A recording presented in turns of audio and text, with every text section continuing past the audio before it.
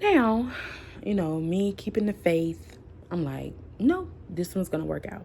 So after I lost my son, I made it a point to literally pray every single morning. I mean, I spent an hour with God every morning before I would, work. Oh man, let's backtrack on that.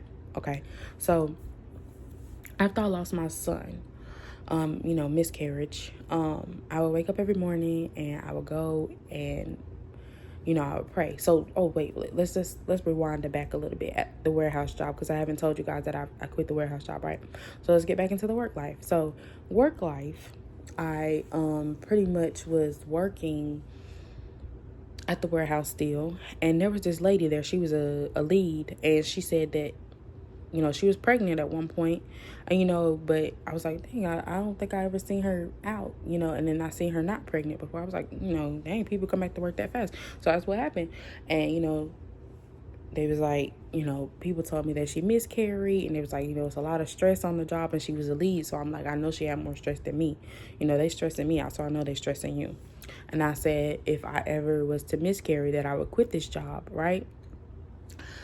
Fast forward, I get pregnant with my son. I miscarried. There was a lot of things going on at work that was stressing me out. A lot of changes, a lot more demands, a lot more, y'all gonna have to change shifts, which was not viable for me because I live 40 minutes away and I was working 2 days a week as opposed to working 5 days a week. It just wasn't working, and I was like, well, I'm gonna have to, I don't know. So when I found out that I had miscarried, like I passed out at the job once, but my son was still living. They checked my baby and they said he was fine. So then, time goes on after that, and maybe that was a sign that I should have left in, but, I was like, he's fine, I'm fine, it's okay. Things happen. So,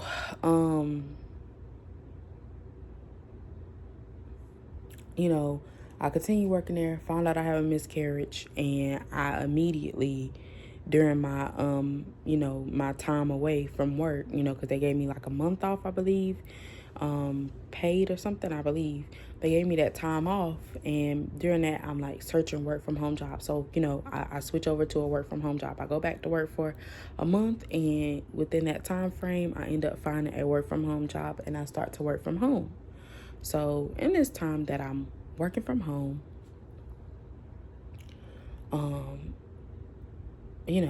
everything's everything. I'm working from home, and I'm off my feet. I've graduated school, and now I have to study for my state board.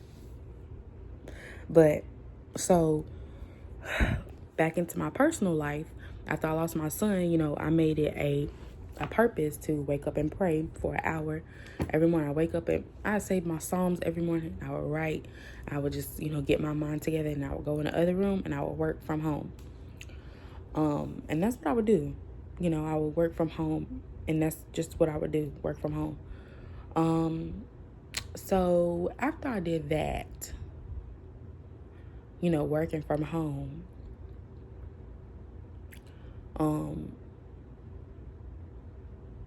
let's see, after I would go and I would work from home, like, I just guess I started to just feel mundane. Like, it just started to feel like, but at the same time, I'm like, I'm pregnant. So, this is cool. I just go in the other room. Mind you, I'm taking blood thinners, and they're like, I've seen lots of cases where, at the end of the term, they usually miscarry, like they're putting all these thoughts in my head, but I have this strong relationship with God. I'm like, oh no, this baby's gonna make it. I pray over her every day. Okay.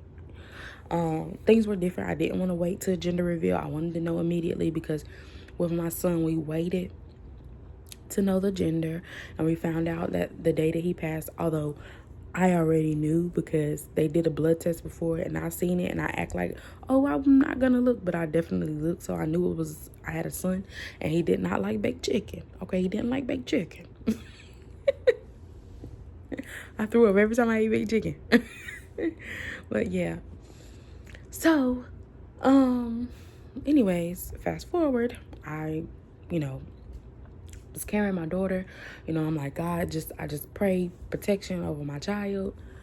You know, just everything. Everything was going well, you know. I literally went to what it was? I went to, you know, I'm working. I passed out twice while working from home because I guess because of protein S deficiency. I don't know what it all, you know, encounters or whatever, but you know, I'm like, we rushed to the hospital the first time, and they're like, "Oh, the baby's fine, the baby's kicking, this, that, and the third." So the baby was good. I'm good. I'm just praying. I'm praying. I'm praying. I'm like, God, please, please, please, please. You know, I'm taking these blood thinners. Please don't let what I'm doing be in vain. You know, like, let me meet my baby girl. Like, please, just let this all work out for me, God. Like, you know, and I can say that God answered my prayer. God, because she's here. So he answered my prayer for sure. You know, so God does listen. He does things in his own time, and he's gonna, you know, he wants you to keep the faith. So